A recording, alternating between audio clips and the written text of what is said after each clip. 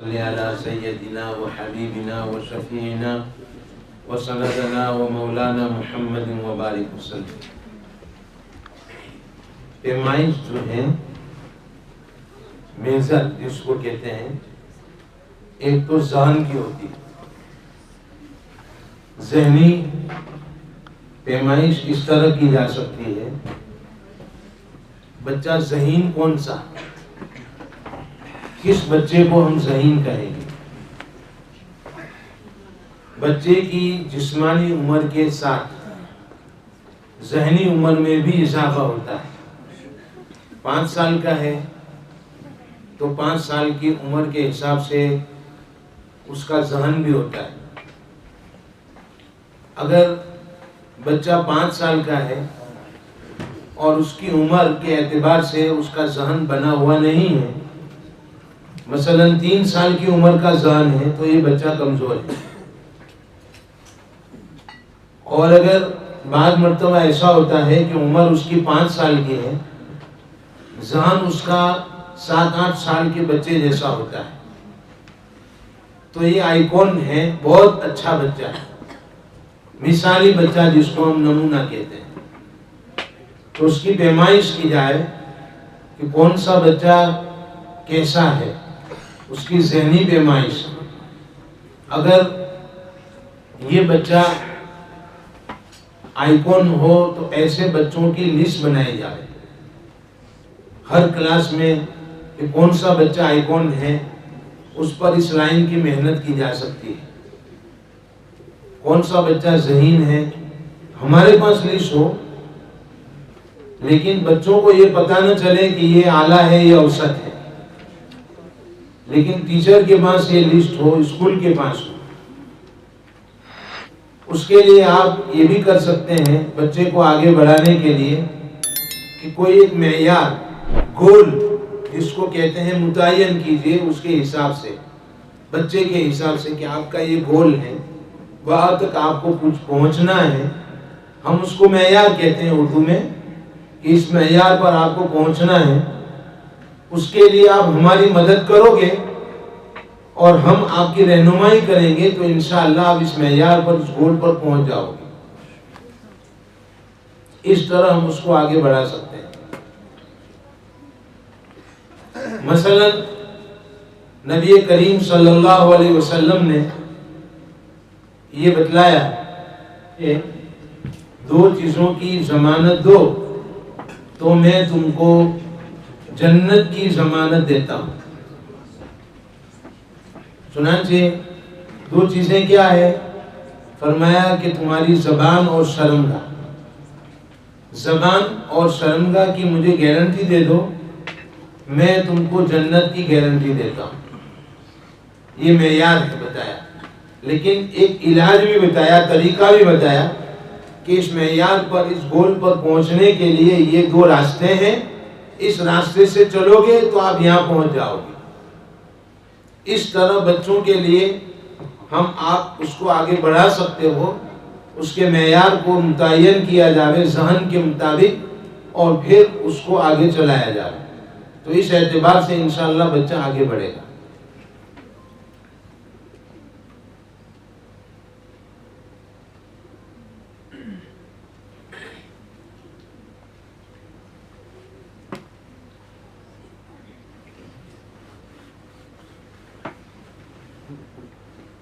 مشغولی،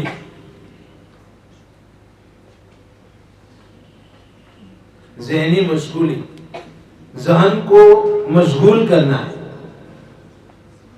چونکہ بچے کا ذہن کا کام مشغول ہونا ہے۔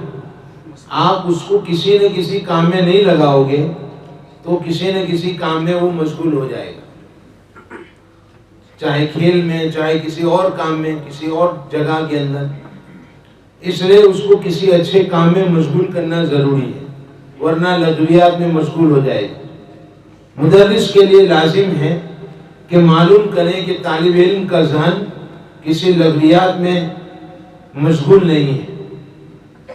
مثلا بڑے بچے ہوتے ہیں، کبھی کبھی، آج کل تو اب ناول کا زمانہ تو چلا گیا ہے، لیکن موبائل پر فلم بھی نہیں ہے اور دوسری باتیں ہیں، انٹرنیٹ ہیں، اس طرح دوسری جگہوں کے اندر بچہ مشغول ہو جاتا ہے، تو ہم اس کا بھی خیال کریں۔ بچہ ہماری طرف متوجہ ہے یا نہیں ہے، اس کا ذہن کہاں ہے، ٹیچر کو یہ معلوم ہو جانا چاہیے، پڑھاتے پڑھاتے اس کا اندازہ ہونا چاہیے کہ اس کا ذہن سبق کی طرف مشغول نہیں ہے بلکہ دوسرے کام کی طرف مشغول ہے، اس کو اس کا اندازہ ہو جانا چاہیے۔ اس لیے بچوں کے ذہن کو اچھے کام کی طرف مشغول کرو۔ مختصراً ہم بات کر لیتے ہیں جذبات کی پیمائش۔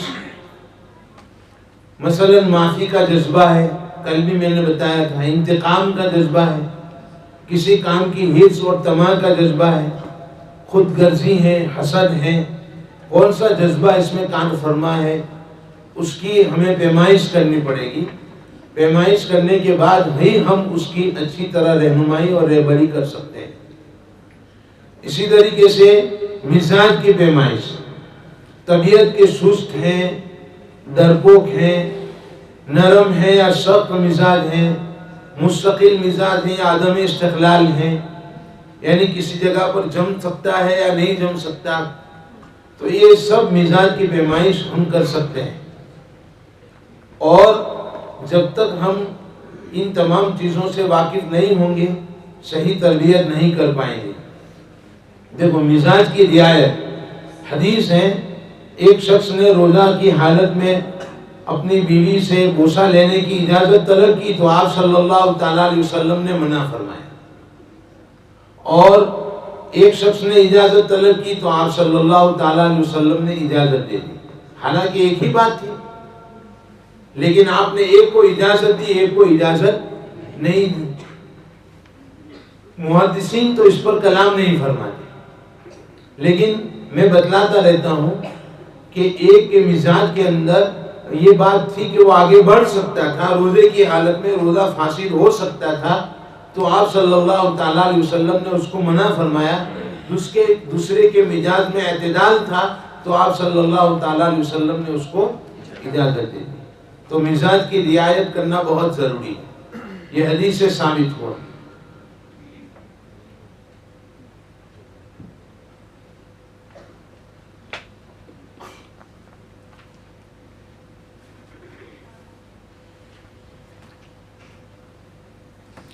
توجہ پیدا کرنے میں مشکلات اور اس کا تدارک، یعنی بچہ ہماری طرف متوجہ نہیں ہے تو ہم اس کو کیسے متوجہ کر سکتے ہیں؟ سب سے پہلے دیکھو اسباب کہ متوجہ کیوں نہیں ہے۔ اسباب میں جسم کی کمزوری، کمزور بچہ ہے جسم کے اعتبار سے، تو اس کو تدارک کیسے کریں گے؟ دھمکانا نہیں چاہیے بلکہ ان کی طبیعت کو ابھارنا چاہیے۔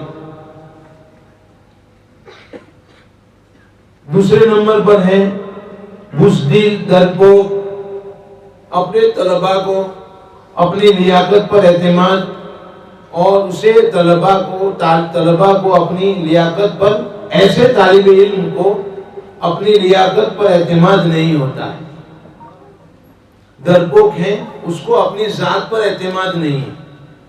حتی الامکان نرمی سے پیش آئیں اور آسان سوالات کریں، جوابات پر ہمت بڑھائیں، یہ تدارک ہے اس کا۔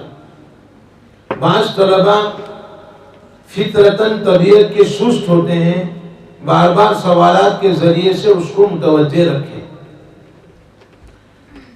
نیز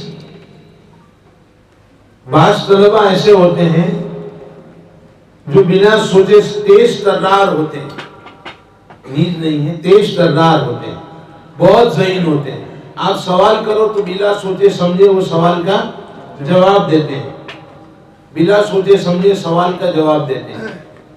تو ایسے طالب علم کو مشکل سوال کرنا چاہیے، کیونکہ اصل سوال کا مقصد ہے کہ سوچنے پر مجبور ہو، تو ان کو سوچنے پر مجبور کرنا چاہیے سوالات کے ذریعے سے۔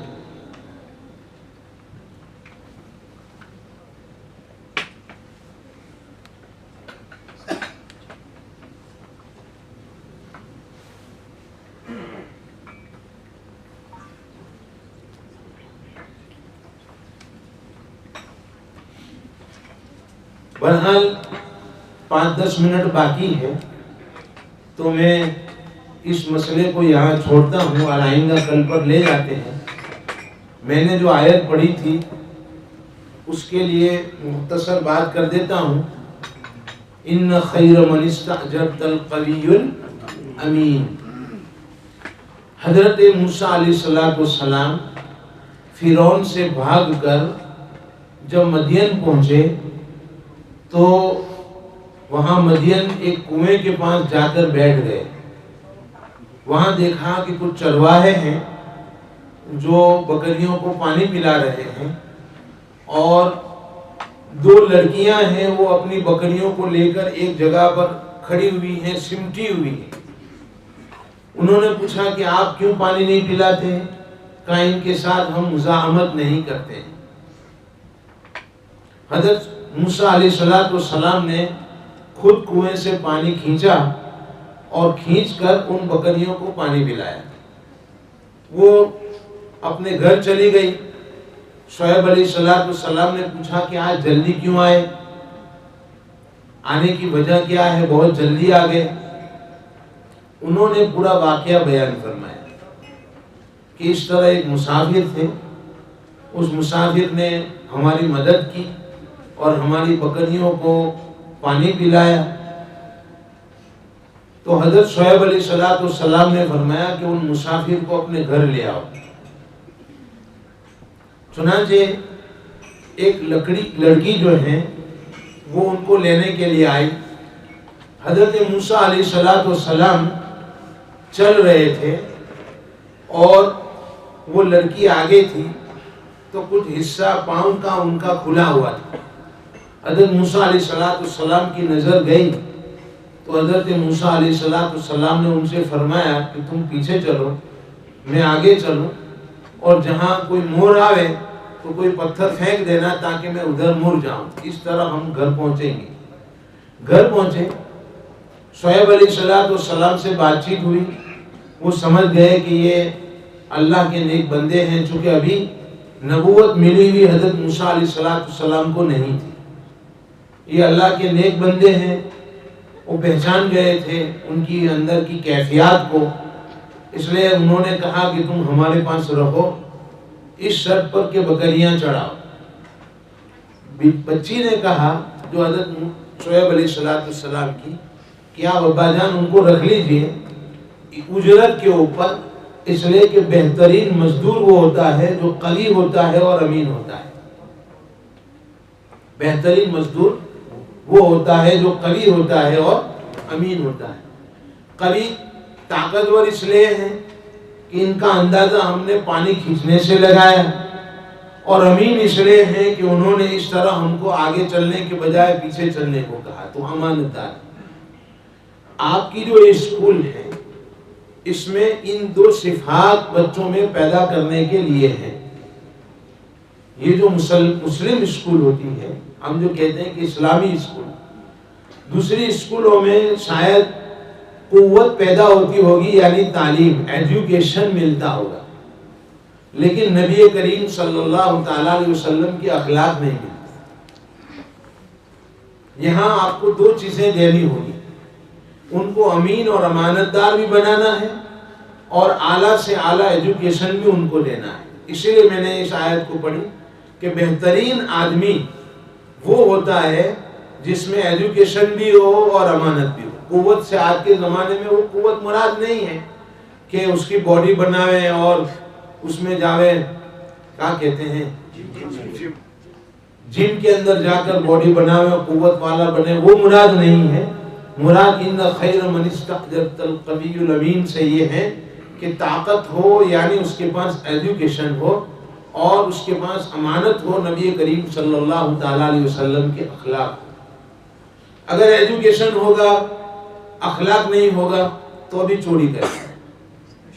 जैसे कि आज चोर लोग बैठे हुए हैं, चोरी कर रहे हैं बहुत सी जगह पर। डॉक्टर हैं, मुसलमान डॉक्टर हैं, लेकिन वो पैसे कमा रहा है, चोरी का जरिया इख्तियार किए हुए हैं, क्योंकि उसमें अमानत नहीं। और अगर उसके पास ये होगा کہ امانت ہے لیکن ایجوکیشن نہیں ہے، تو اس کی امانت کس کام کی؟ وہ کچھ مدد نہیں کر سکے گا، قوم کی خدمت نہیں کر سکے گا۔ تو قوم کی خدمت کرنے کے لیے ان دو چیزوں کی ضرورت ہے۔ آپ اپنے پاس پڑھنے والے طلباء کو یہ بتاؤ، enter to learn, exit to serve. اندر آؤ علم حاصل کرنے کے لیے اور باہر جاؤ قوم کی خدمت کرنے کے لیے۔ یہ اخلاق۔ میں ان بچوں سے پوچھتا ہوں کہ آپ کیوں پڑھتے ہو؟ کہ ڈاکٹر بنیں گے، انجینئر بنیں گے، پھر کیا کریں گے؟ ہم پیسے کمائیں گے۔ یعنی اپنا گول ہوتا ہے۔ میں کہتا ہوں یہ فاحش تمہاری نیت ہے، یہ تو غیر مسلم کی بھی نیت ہوتی ہے، ہماری نیت یہ نہیں۔ اس لیے پھر ہم نے ہماری اسکول کے سر کے اوپر لکھوایا ہے، آپ نے دیکھا ہوگا، اسکول آپ کو بتائی تو ہم نے وہ لکھوا دیا کہ یہاں بڑے حروف سے پہلے لکھو کہ بھائی خدمت کرنے، علم حاصل کرنے کے لیے اندر آؤ اور خدمت کرنے کے لیے باہر جاؤ۔ لیکن پھر وہ آپ کو دیکھیں گے کہ کیا ہمارے بڑے جو ہیں وہ اس کے قابل ہیں یا نہیں ہیں، وہ اس کام کو کرتے ہیں یا نہیں کرتے ہیں۔ اس لیے ہماری زندگی میں بھی یہ ہونا چاہیے کہ ہم قوم کی خدمت کریں، بچوں کی خدمت کریں، قوم کی خادم بنیں اور ان میں ایجوکیشن پیدا کرنے کی کوشش کریں۔ اس کے لیے ہماری مسلم اسکول ہے۔ مجھے امید ہے کہ یہاں اسلامیات کے ذریعے سے بچوں کے اندر اس بات کو بھی پیدا کرنے کی پوری کوشش کی جاتی ہوگی، تو انشاءاللہ یہ اسکول آپ کا نمونہ بنے گی اور یہاں سے جو بچے نکلیں گے اس میں قوم کی خدمت کا جذبہ ہوگا اور ان کی لسٹ بنائی جائے، کیا کام کرتے ہیں، کس طرح کر رہے ہیں یہاں سے نکلنے والے جو بچے ہیں۔ پھر ان کو کبھی کبھی بلایا بھی جاوے، مدعو بھی کیا جاوے اور ان کی اس طریقے سے ذہن سازی بھی کی جاوے کہ بھائی آپ فیلڈ میں کام کر رہے ہو تو کیا کر رہے ہو، کتنے سال سے قائم ہے؟ ابھی تو 6 سال ہو گئے، 10 سال ہو گئے، تو 10 سال میں کچھ نہ کچھ بچے تو نکلے ہوں گے، تو اب نکلیں گے، ٹھیک ہے۔ تو ان کا جائزہ لیتے رہیں، ان کو بلاتے رہیں، فون کے ذریعے سے کانٹیکٹ کرتے رہیں اور ان کا مواخذہ موازنہ کرتے رہیں کہ کس طریقے سے آپ کام کر رہے ہو، قوم کی خدمت کیسے کر رہے ہو، اسکول کو یاد رکھو گے، ٹیچر کو، اساتذہ کو یاد رکھو گے، یہ ساری باتیں ان کے سامنے آنی چاہیے۔ تو بہرحال اس میں ہمیں ایجوکیشن بھی لینا ہے اچھا سے اچھا اور اچھے سے اچھے اخلاق نبی کریم صلی اللہ تعالیٰ علیہ وسلم کے ان کو سکھانا ہے۔ وآخر دعوانا الحمدللہ۔